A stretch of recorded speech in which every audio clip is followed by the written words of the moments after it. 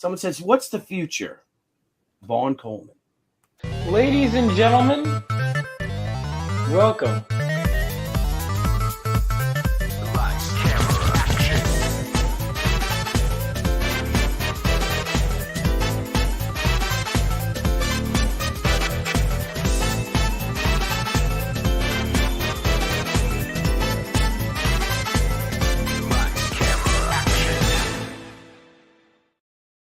What's going on, guys? Welcome back to yet another episode of Vaughn Coleman Presents. I am, of course, your host, Vaughn Coleman. Dude, every time, and I knew this was going to happen, every time I'm getting ready, I'm feeling confident, I got a finished book, yes! Now I've been dreading the printers. And I'm like, oh, this is great. And then someone brings to my attention, you know the one thing that's on every comic book, this thing? Yeah, are you gonna put that on your book? And now I'm like having a whole crisis. And I'm like, because it has implications. Do I want to go in stores and everything? And my first priority is obviously getting it to backers, having it in my digital store. But I always had floated the idea. And so that's what I'm on right now. That's what I'm figuring out. But before we bring in my guest, I of course want to talk about that book because it is done.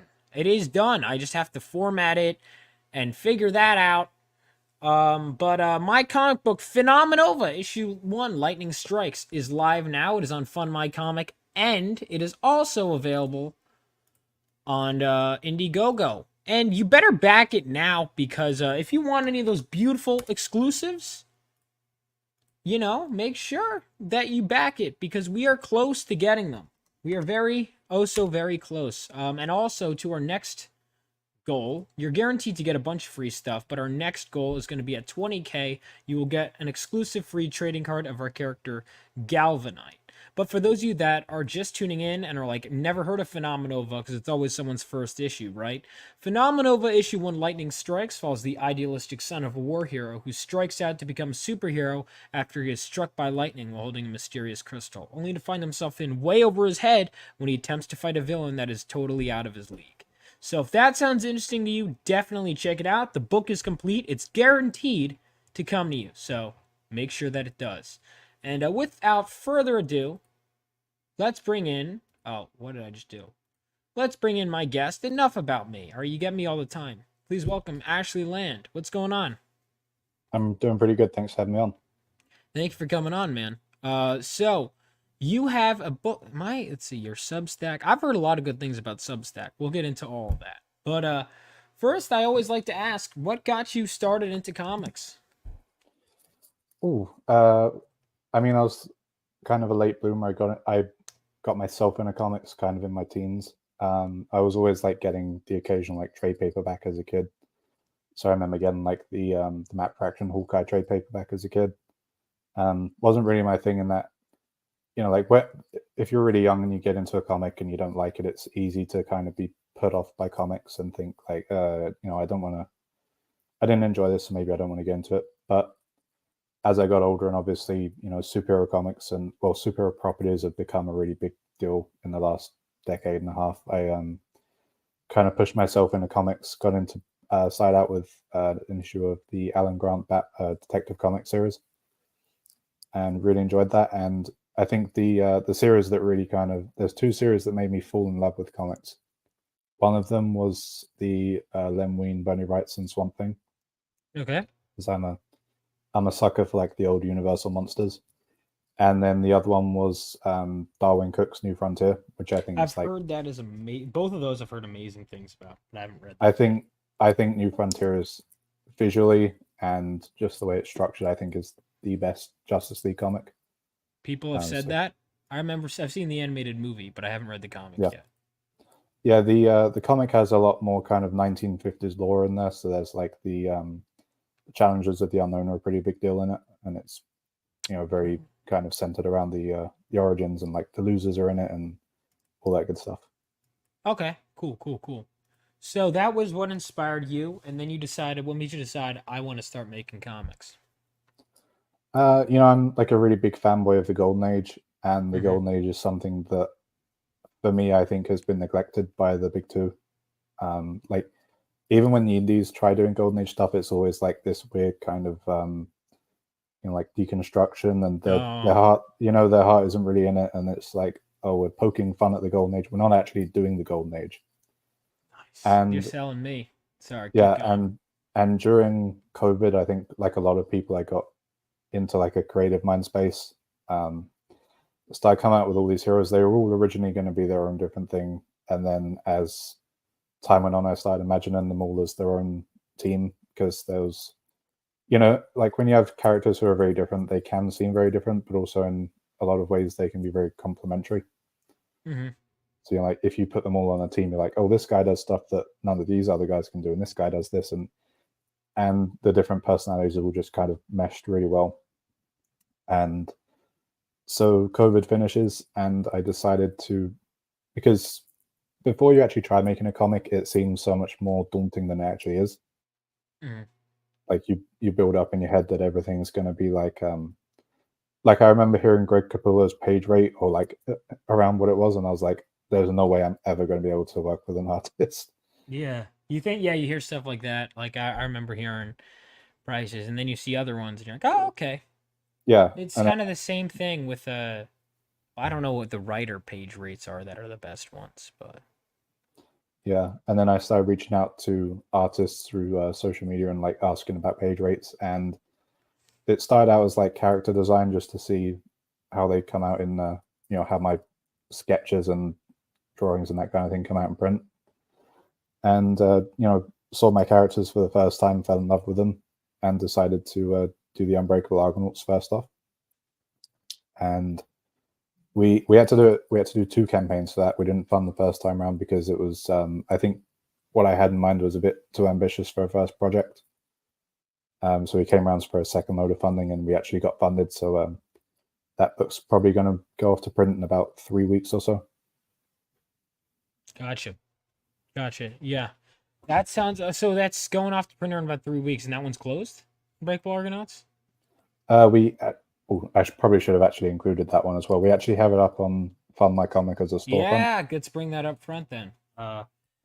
On my comic. All right, I was wondering because that's one I'm definitely interested in. Why don't we, Yeah, why don't we cover both? Why not? yeah, If you're down for that, or if you want to just focus yeah, on one, we absolutely. can do that. But I figure, we always want to check out everything we can. All right. Unbreakable Yeah, Argonauts. All right, I see storefront and number one. What should I it's the be calling them? storefront. Storefront. Great. Yeah. Okay. So why don't we tell everyone a bit about uh the Unbreakable Argonauts?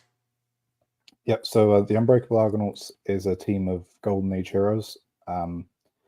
Each character kind of represents a different genre. So you've got like the ghost hero in there for a little bit of horror. You've got the talking gorilla, who's a little bit of sci-fi. Jetpack hero, who's like old school adventure, like Rocketeer and that kind of thing. You've got the army guy, who like obviously like war comics and that kind of thing. And then you've got like your Batman and Superman analogs and everything. So the idea behind it was, if it's successful, these characters could potentially go off and have their own more kind of more unique adventures by themselves, or in like smaller team ups. Like I was really motivated by the Brave and the Bold, where like each issue you don't know who's going to team up and you don't know what they're going to do, and that kind of thing. That's the hope for the future. But yeah, I mean, it's just a big love letter to Golden Age comics.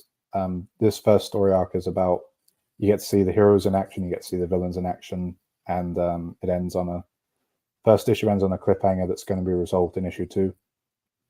And so issues 1 and 2 are the first story arc, and then after that, I think I'll probably want to try and keep it to one story per comic, just so it's it's like an easier investment for readers. Gotcha. That's dope. This looks. How many pages is it? So issue 1 is 32 pages of the main story, and then there's a 7-page backup story. Okay, I was wondering because all right, it doesn't say that on here, so I was just curious. Yeah. All right, cool. And it looks like it's completely finished. That's this cover, remember, immediately grabbed my eye, and I like that you mentioned the that it's often a deconstruction when they go back, because that's something that bothers me a lot. That's why I mentioned my comic book that in an age of deconstruction, it is a reconstruction. Yeah. So what do you think that they get wrong most? What with like Golden Age comics specifically? Yeah. Yeah, with and what do you think is missing from Golden Age comics? I guess just both of those. I mean, the big one for me is that for some reason, and I can't figure this out, but for some reason they just won't set them in the Golden Age. Like every time DC dusts off the Justice Society, they do sometimes like travel back to World War II, but they Mhm. just won't. They just won't commit to making them the stars of their own world. And so, Right. like the whole time you're reading the Justice Society comic, you're very acutely aware that the Justice League exist in the same timeline, and so DC kind of makes it feel like you're reading the like the B team, and Hmm. the other thing is that they won't commit to the kind of fan favorite characters. It's Right. always like you want to see like, oh, we know you want to see the second or the third generation of this character. It's like, no, I think people prefer the original versions of the characters. Right. Um, So you're talking yeah. like how they're always like, for example, the Flash, how they're always showing the new Hmm. Flash over Jake Eric. Yeah. Gotcha. Yeah. And they did that recently with I think there's like 4 Wildcats now or something crazy like that. There's four. Yeah. Because I've seen that there's like in Crisis on Infinite Earths they had a new Wildcat, right? But like Hmm. Ted Grant, I feel like is generally the most well loved. Yeah, there's Ted Grant, there's he has a son, there's the Wildcat who turns into an actual Wildcat. And then the fourth one is I think there's a woman in the role now that was in the Jeff Johns series. Uh, it's all right. And Hang on, let me find this. Because I know in Crisis they have a new Wildcat. So there's let's see, there's Ted Grant, Yolanda Mantez. Okay, so the second one is Yolanda Mantez. Then there's Hector Ramirez. Oh, Chuck Dixon created Hector Ramirez. I didn't know that. And Sergio Bo Smith. Okay, cool. And there's Tom Bronson. Okay, featured in Kingdom Come. Okay, yes, but it seems like Ted Grant is generally the most beloved one. yeah, It's not like the Flash where the most beloved one is Barry or Wally, debatably. But depends I've on never your met age. someone who says Jay Garrick. But maybe that's your point. I don't know. Yeah, I mean, I understand what DC is doing, where they want to kind of respect the like the idea of legacy, and to because a lot of the times when you see the Justice Society show up, they're the mentors. They're like, oh, Right. these are your granddad's superheroes, and but like Barry Allen, Wally West, they're your superheroes, and it's like I understand that, like Golden Age comics have become a bit of a niche, but I do still think there's people out there who love them, and I definitely do. So It's yeah, interesting for someone who's a late bloomer in comics to go back to the beginning and really have yeah, that be his favorite. Right? Are those your favorite comics? yeah. I mean, a lot of people my age, I think, really gravitate towards '90s comics. Like Spawn, Mm-hmm. a lot of the Image stuff that came out of that, and also a lot of people my age I find enjoy the like the Vertigo stuff, like Preacher and Hellblazer and all that, which like I do enjoy, but the more I got into comics, the more I found that I actually kind of prefer the optimistic side of comics, not so much Oh, the me too. Me yeah, too, not man. not so I much the gritty hate side. the downbeat. I like gritty sometimes, but I hate the always down on its luck. That's kind of why I liked a lot of the early 2000s comics. I felt like they were, Hmm. yeah, Yeah, there was some edgy stuff for sure in the early 2000s. Identity Crisis is very dark, but you also had, I would argue, even though Infinite Crisis got dark, it's pretty light in a lot of areas. The overall message was very light. yeah, And I think that's why I like Jeff Johns so much. I think shining ideals are crucial yeah. I agree. and I actually missing. I remember reading Watchmen for the first time, and there's the bit where you come across the what is it, the Minutemen, Yeah, and I remember being like, because everyone kind of raves about Watchmen, everyone loves them some Rorschach, right. and I'm reading it, and I flip the page to the Minutemen, and I'm like, oh, who are these guys? They look so much better than the Watchmen. That's often, I mean, look, that's what I'm in my universe. I have my Justice Society, even though they fight in World War III, so they're still in the future. You know, I have that, and they're portrayed as shining ideals that now the modern heroes have to live up to. Yeah. So I still kind of do that. Whereas and I do plan on following those characters, but you're talking about the shining ideals, and I find it interesting because looking at it, yeah, even down to the gorilla. I mean, why did they? Every team had a gorilla, or not every team, but every book. There's so many like old school comics. It was just an obsession with gorillas, like in DC. Yeah. So what Why do you happened think that was, was? I actually know why it was. It was they put out oh god, it was probably a Flash comic. But they put this comic out and they found that anytime there was a gorilla on, or actually it might have been a Superman comic, they found out anytime there's a gorilla on the cover, the sales just go way up. And they couldn't figure out why it was. It didn't even matter if the gorilla appeared in the comic. If you put a gorilla on the cover, it would sell more money. And so throughout I think it was throughout the 50s and the 60s, you suddenly just get this explosion of like, Superman's fighting a gorilla in this issue, and Wonder Woman's fighting a gorilla, and then obviously Gorilla Grodd shows up in the Flash comics, so now he's fighting a gorilla, and yeah, I mean, it became. I think there was three things that sell comics just by the cover. One of them's a gorilla, one of them is the color purple, and one of them is a woman crying. And so if you look at a lot of Bronze Age comics, you see a lot of those, like House of Secrets, the comic where Swamp Thing first shows up. There's a purple cover and there's a woman crying on it. Nice. And yeah, if you look through a lot of the comics from, I think it was like 56 or something until the 1970s, you see a lot of those themes showing up. Like you even get some comics where like Superman's crying, and yeah, it was an interesting sales tactic. That's awesome. I mean, I don't know. I love that. Sorry to drone on about that. I know we haven't even gotten to the main book, but I'm writing this down because I'm definitely interested uh, in Unbreakable. First of all, I love the name. Tell me about the name. Yeah, the name was I have a big love of classic movies, and one of the first, obviously not superhero movies, but one of the first like hero team movies I ever saw was Jason the Argonauts. And from watching that, I just absolutely fell in love with Greek culture, or Greek mythology, I should say. And it kind of stuck in my mind, and it was actually kind of an accident that I ended up calling them the Argonauts, because it wasn't specifically related to the Argonauts. It was I heard someone talking about Marvel's Micronauts. Yep. I work with Michael Golden a bit, so I've seen I've never read the Micronauts. I feel like I should, but I see a lot of those get signed. And I heard the name and I was like, oh man, what a cool name Micronauts is. And then I started putting in my head, I was like, I really want a team with the name with the word alts in it, like astronaut, Micronauts.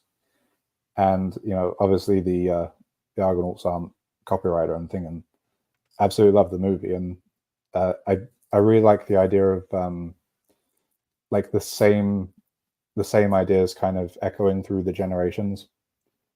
And so in my universe, there's a long lineage of characters who are not necessarily superheroes, but who are like their generation's kind of guardian heroes. Like, so in my mind, it starts with the Argonauts, and then you have things like King Arthur's Knights of the Round Table and that kind of thing. That every generation or so, there's just this like renewed cycle of like valiant heroes.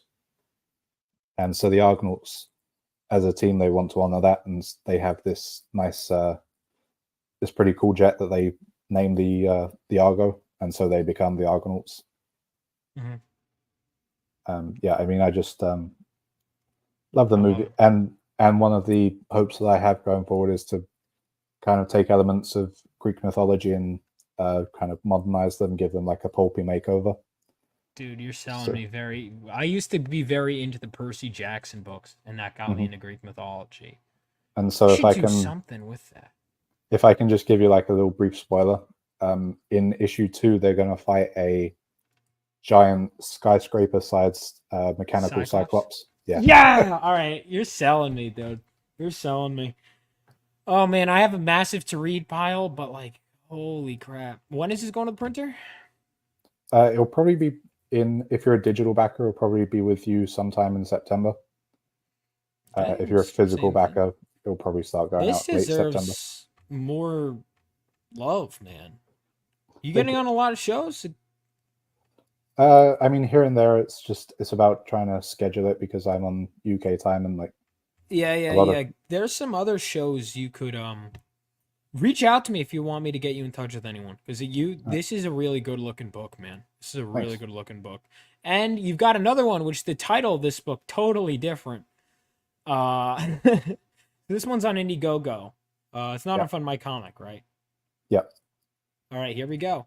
Santa's Nuclear Winter Special. Tell us about that. So yeah, I said before that the two books that got me into comics were The New Frontier, which inspired me into the Unbreakable Argonauts. The other one was Swamp Thing, which absolutely filled me with a love of monster comics. And I'd also put Sin City up there as a partial inspiration for this, because even though I do love me some optimistic comics, there are some gritty comics that I do enjoy. Sin City is one of them. And the idea here actually came from, I watched The Big Lebowski one day, and like for no apparent reason, I just started thinking to myself, what if The Big Lebowski became Santa Claus? Mm-hmm. And that was partial inspiration for this. Love that movie, dude. Yeah. I also do notice the South Park boys are here. I will say for the record that I didn't ask for that. Your artist did that? I sent Rich the script and I said, I need a really cool cover for this. And he sent me it.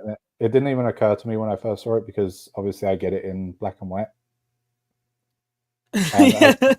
And, as I'm looking at it, I just get this email from Rich saying, by the way, I hope you don't mind I added in the South Park kids. And I looked at it and I was like, those are the South Park kids. And I sent it to... Are you allowed to do that? I hope so. I love them. And I sent it to the colorist, and I didn't even mention it to him. And then I get it back with the South Park colors. That's perfect. And he's like, oh man, I didn't expect to see the South Park kids in there. So that's funny, because like you didn't mention it to either, and they both got it. That's great. Yeah. I laughed when I saw that. I was like, that's so genius. So Big Lebowski and South Park in this one comic, and Santa Claus. It's incredible. Yeah. So this comic's going to be in black and white. I noticed, by the way, on all your covers that there's no logo. Is there going to be a logo on the cover itself? Yeah, once everything's finished, I'm gonna stick the logo on there. Are you putting it last? Do you have a logo? Yeah. Okay. Wait, right here. Gotcha. All right, I was just curious. Man, this looks great. So.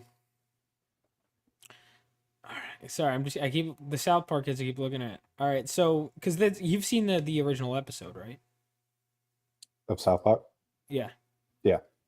Yeah, or not the original, the test episode, the test pilot. I haven't seen the test pilot, no. Oh, well, that's probably why you put it in. So in the test pilot, or whatever it was, when they pitched the show, it was lower quality animation, even in the original. It was Santa and Jesus are fighting over the meaning of Christmas, and the South Park kids are caught in the middle of it. So that's probably what this is a reference to. That makes sense. You could find it on YouTube. I'm surprised. Yeah, I'm surprised. That's probably what your artist was thinking. Yeah. Now that you say it, it probably was. Yeah, you could. It's really short. It's like 6 minutes long. I love it. It's so funny. Let me go ahead and play the trailer, and then we'll talk about it. You might want to turn it down just a little bit.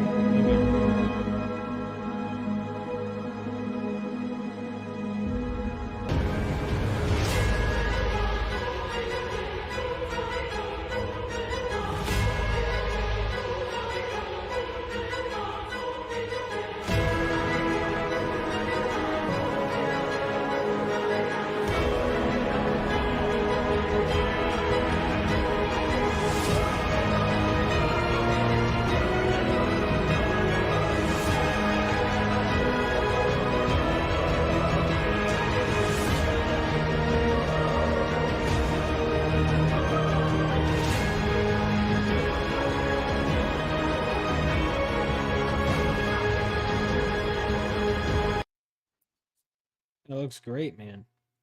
Thanks. So you said basically it's after nuclear war. Santa's like the Big Lebowski. You said. Yeah. So if you scroll down a little bit, what happens is I don't go too much into what causes the war, but there's international tensions and nuclear war happens, and it's basically just a combination of like biological weapons, chemical weapons, nuclear fallout, and then you have like all the makings of the zombies. And so what happens is the pollution spreads as far as the North Pole and infects the elves. And so Santa can't stay put either. He has to get up, and his mission in the comic is to find the last surviving children on his nice list and to try and ferry them away to like the last safe place on the planet, which is now Antarctica, because obviously the climate's been messed up by the nuclear war, and Antarctica is suddenly habitable. So his plan is to rescue the last kids. And yeah, the graphic novel starts off with him rescuing some of the kids from zombies, And they don't look like mutants. the South Park kids in the actual No. comic. And then in the second half of the story is you've got these kind of the last remaining remnants of the military are holed up on Liberty Island outside New York, and they've got a couple of the kids, and they're like experimenting on them to try and figure out a cure and that kind of thing. And Santa has to go over and save the kids from those guys too. So South Park, so the North Pole is like unaffected. The North Pole is affected, But but Antarctica is the last place that's unaffected. Oh, I'm so he moved, or does he move to Antarctica, or? There's like a human preserve down there that's like the last, Gotcha. And obviously because it's so far away from everything, it's pretty well protected from zombies. Gotcha. That's dope. Depending on how well we do, it will either be black and white if we meet our goal. If we're lucky enough to double our goal, then it will be released in full color. Double your okay. I'm down for that. How far along is it? It's only been out for a day. I think we only have a couple of backers at the moment. I mean, how far along is the production of the book? Let's see, 5 pages. It's like Gotcha. It's a true crowdfund, so we'll be doing it, as we as you make the money. Yeah. Gotcha. So when will this be out, do you think? It really depends on how quickly we fund. So like obviously in Indiegogo you can extend your campaign up to 60 days. If we fund within the first 30 days, then we're hoping for like a January release thereabouts. And obviously you're doing it differently, right? But what was I gonna say? Hold on, blanket. Obviously you're doing things different, but it's gonna be in a different universe, right? Yeah, this is its own thing. I assume altogether. so, because I was like that. Unless, of course, the future of World War II leads to this. No, I couldn't do that to my I couldn't do that to Unbreakable. That was one of the things that was like disheartening about Logan, for example, is because first of all, the X-Men movie timeline makes no sense. I was even just woke up this morning with a video talking about it, and it just doesn't make any sense. But it's like that, okay, even if there is some happy time that you're learning the end of this world is the X-Men all die because of Professor X or whatever they imply in that movie. Yeah. And it's like, that just sucks, man. It just sucks. I think they were just really dedicated to doing the Old Man Logan movie. Yeah. And they didn't think as much about how it would affect things retroactively. Yeah, that's what I think. They got right here. They're all getting all right. So I like the. So what were your biggest inspirations for this book? This is such a unique idea. Yeah, I mean, probably I was a really big fan of. I mean, like everyone my age, really big fan of like the zombie craze throughout the 2000s. And although ironically enough, I was never really a big fan of The Walking Dead. I've never seen The Walking Dead. Really? Yeah. My big fear is that people are going to read this and be like, he's just ripping off The Walking Dead. And you're like, I don't know. And so I just want to say ahead of time, I've never read the comics and I've never seen the show. But yeah, I like zombies, and there's more in this than zombies. There's like mutants and obviously the military bad guys and that kind of thing. And the hope is to I would like to at some point in the future kind of extend it into like the further adventures of Santa in the apocalypse and that kind of thing. As far as my inspirations, as I said before, Sin City is a big inspiration, even though obviously Sin City isn't anything to do with zombies. But that was like the kind of tone that I'm going. Yeah. So you're taking it completely straight. Mm-hmm. That's cool. I like that. It's not like gonna be like overly self-aware. You're playing the premise. No, this is just, if you can imagine if Santa existed in Sin City and the zombie apocalypse happened, that's kind of what I'm going for. That's a unique premise. I like these premises because they're you're pulling from stuff you love, but it's still very unique. The ho he has a machine gun, obviously, great touch. Mm-hmm. How many pages is this? 40. 40 pages, and it's a one shot. Yeah. Awesome. Yeah, one thing I would say is definitely put the page count somewhere up top for your campaigns. It's that's one of the things I was taught is people care a lot about that. Especially because 40 pages for $9. That is a good deal. Of 17 US dollars. That is it's $9 digital and 17 printed. And you've got an attainable goal, and then on top of that, I'm sure everyone could rally behind getting it colored. I mean, the $4,000 for a 40-page color book, I think you could do it, man. It looks great. This book looks great. I'm looking forward to it. I think, yeah. So what have we got so far? 2 digital copies? Yeah, keep it going. Mm-hmm. Keep it going. Is the black, white, and red? I like that. I noticed they've been doing that a lot. Black, white, and red. Colors. Yeah, the big two like to do it, but they do it on they'll put out a black and white comic and then they'll color the inside black, white, and red, and that kind of defeats the purpose of a black and white comic because it's supposed to be cheaply printed, but they just do it for a gimmick. Yeah. So the interior is not black and white in those because I never picked up any of them off the shelf.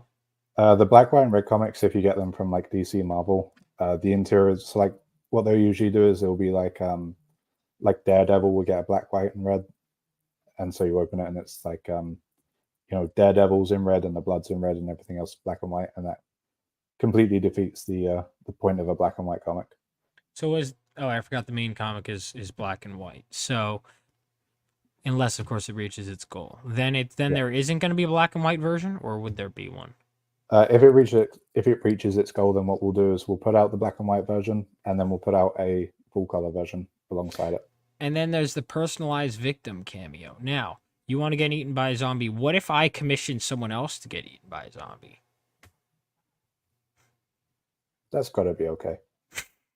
I mean, on the last comic, we had people buying one guy bought his son a cameo.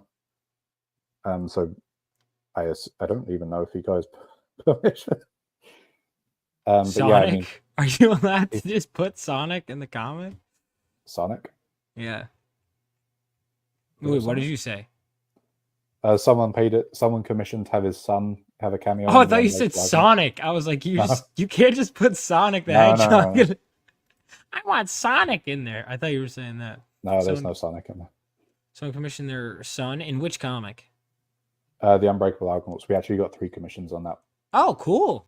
Yeah. I considered doing that, but I decided I wanted the book to be pretty much done. But there were scenes with soldiers early on where I was like, I could. Yeah, I don't know. I'd have to think about it. For the Unbreakable Argonauts, I think we made all 3 cameos prison guards. You know what? I messed up because I had characters inspired by my friends, although they look nothing like my friends. I could have just said, hey, man, can you pay for this? But then they probably would have been like, no. So maybe that wouldn't have worked. Yeah, I should consider putting... Because the thing is, the way my scripts are written is I guess do you plan for that? I guess when you're doing a zombie story... Yeah. But when you're writing in the script, are you like, okay, don't draw this page yet in case? Or how does it work? Yeah, I actually specifically did that with the Unbreakable Argonauts, where I was like, this is where we're going to put the cameos, so let's wait until we've got all the pictures before drawing this one. Okay. And then we did those 2 pages second to last, I think, because of the like just because of the progression of the pages. So yeah, they came pretty close to last. But yeah, I mean, we're gonna do the same for this one, where there's a page where you see some survivors and the zombies break in, and so that page is kind of earmarked for the cameos. That's awesome. Yeah. So what are your favorites? So you mentioned you haven't seen The Walking Dead. Have you seen Night of the Living Dead, Dawn of the Dead, Day of the Dead?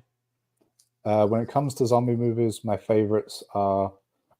I'm gonna get a lot of hate for this. I really enjoyed Zack Snyder's Army of the Dead. I actually haven't seen that. I think it's pretty good. It's absolutely despised by audiences and critics. What movie again? Army of the Dead. Came out in 2021, I think. It's the one where they're all in Las Vegas. Oh yeah, I barely. That was Zack Snyder. Yeah. Honestly, I tuned out Zack Snyder after he destroyed the DC universe. Mm-hmm. is that a controversial take for you? I don't know. I mean, I'm one of the few people who did enjoy Batman vs Superman, but see, I'm shocked by that because you seem like a guy that likes all these idealistic superheroes. Don't get me wrong. If it was up to me, it would have been a lot more idealistic. But like once the movie's out and it's just you might as well enjoy it for what it is, kind of thing. But yeah, I would have preferred if it'd been a more. I don't want it to be as lighthearted as the MCU, but just more, a bit more optimistic would have been better.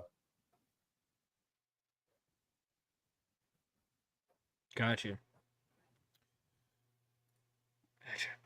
All right. So that's that's interesting, but it seems like this story. So if Unbreakable Argonauts is a return to form of the Golden Age, what is this? This is because it sounds like it's unique, but if you were to like, is it like more like an action movie than a comic, or is there comic inspirations for this movie? You said Sin City, but is it really like? Is there anything else you could point to as heavily as Argonauts, or not really? Escape from New York is as you read it, it's gonna seem like a pretty obvious inspiration. Oh, I can't believe I didn't think of that.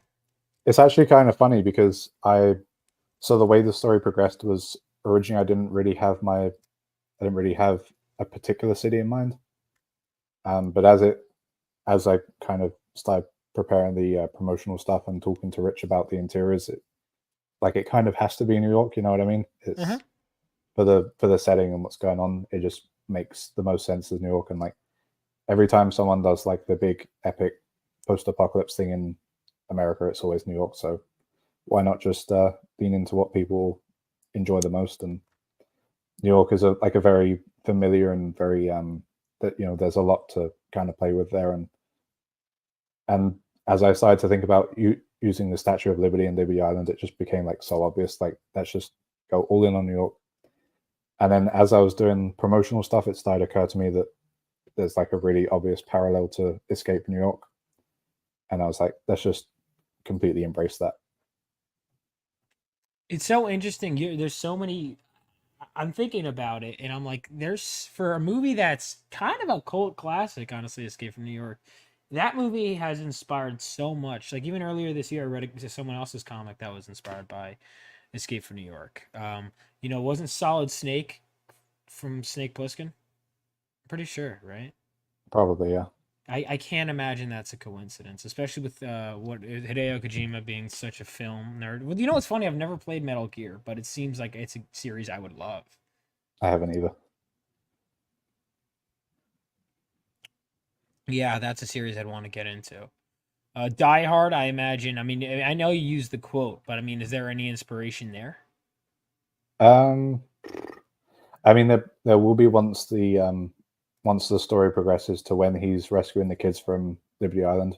So yeah, that's cool. What's your favorite Christmas movie? I'm gonna set aside Die Hard because it's such an obvious choice. Yeah.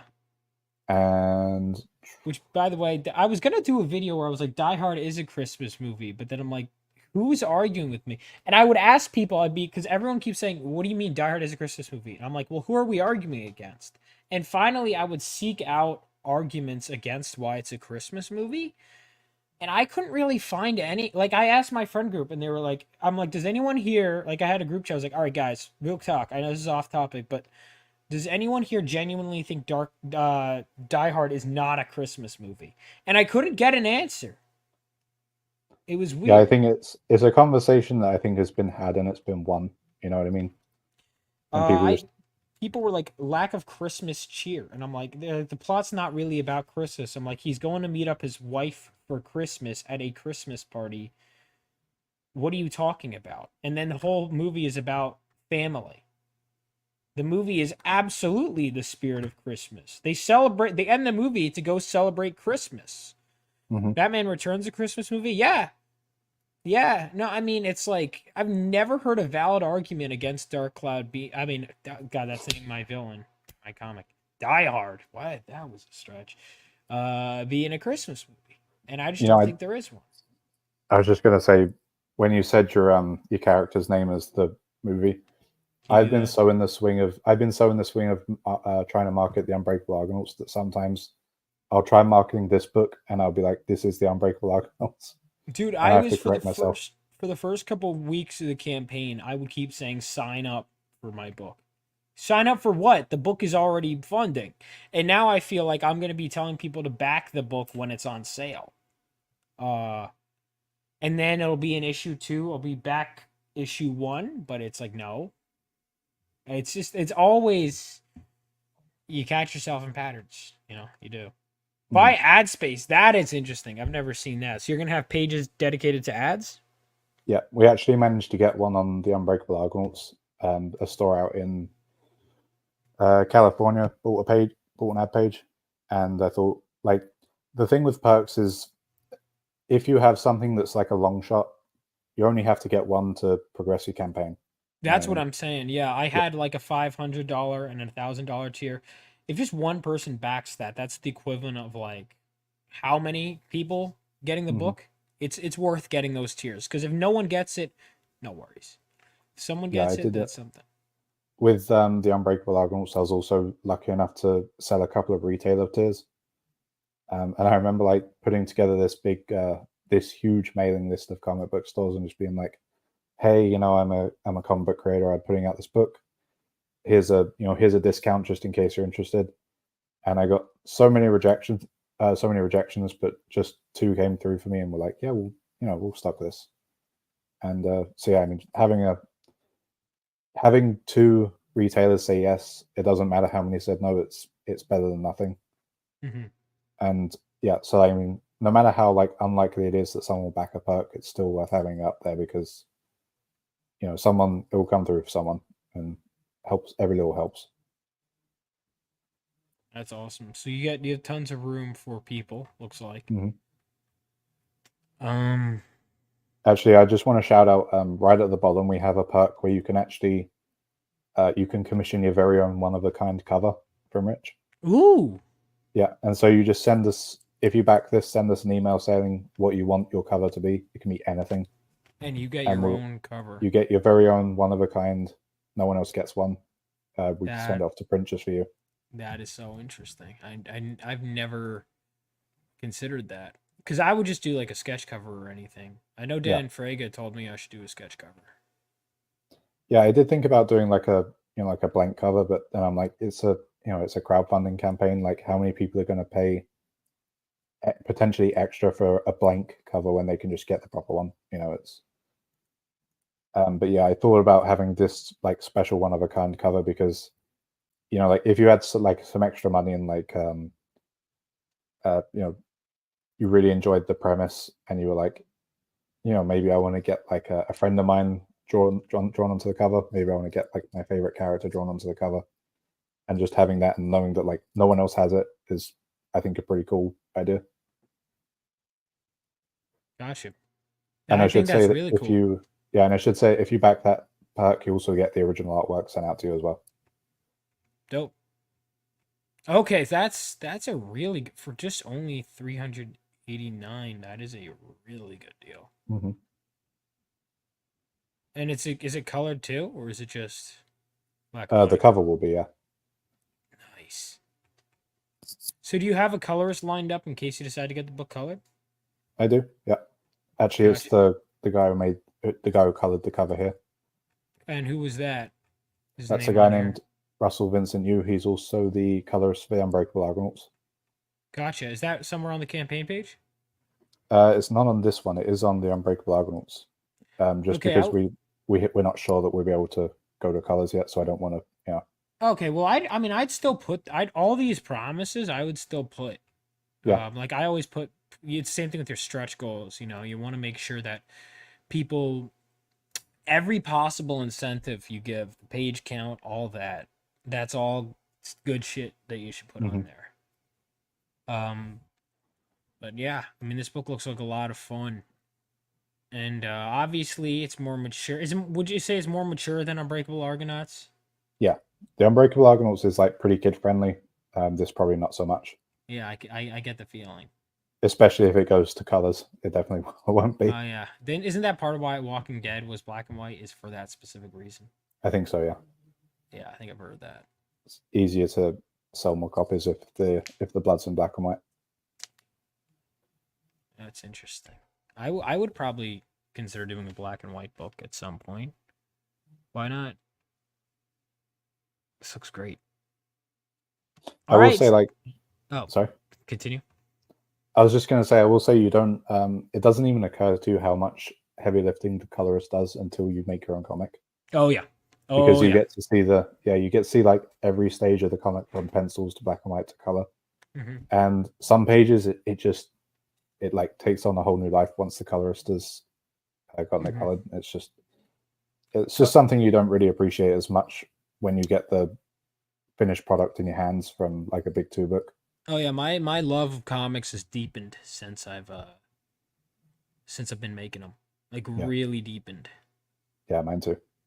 And my appreciation for everyone in the process. My letterer is great. The editor, now I have to learn things like formatting, and I'm like, all right, the person who does that, they're cool. So many people do so much. And yeah. So that's always great. It's always great. I'm wondering if I should put the formatting in the, let me see. If I should update the credits with that. All right. This book looks great. Where's the best place everyone can keep in touch with you? So the best place you'll have kind of one-to-one engagement is over on Twitter. All right. My handle is at ashwriting97. But also, if you sign up to my Substack, basically every update I send straight to everyone who follows me on Substack. Great. So you'll always be kept in the loop a lot easier that way, I think. Absolutely. All right, let me go ahead and pull that up.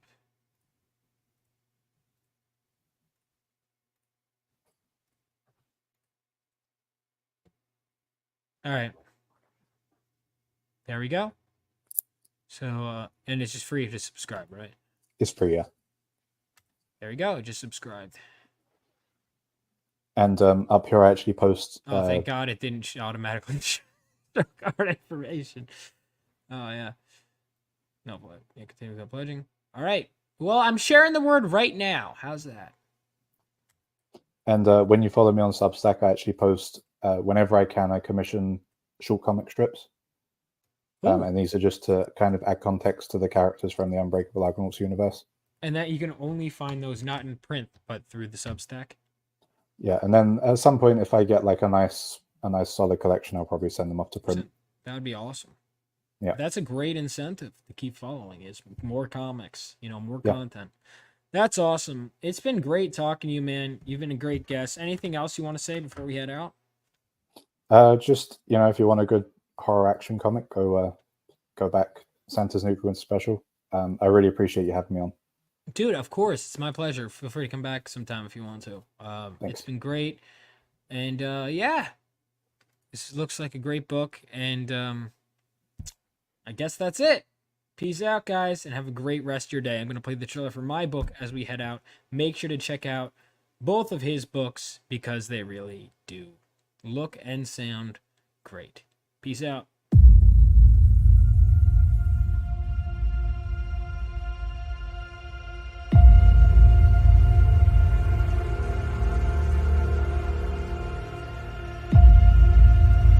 When the whole world was dragged into World War III, brave men like my father fought on the front lines. And they weren't alone. That was 20 years ago. Now it's up to us to carry on their legacy.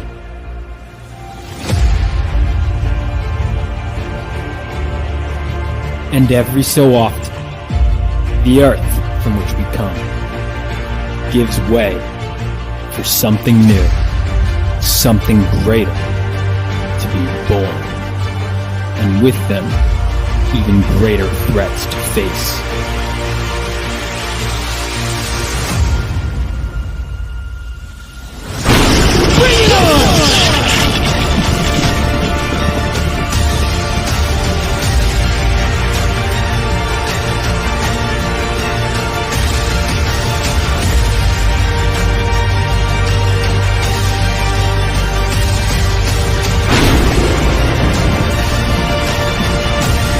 Phenomenova.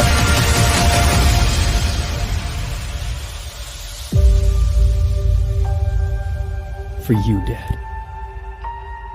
For you.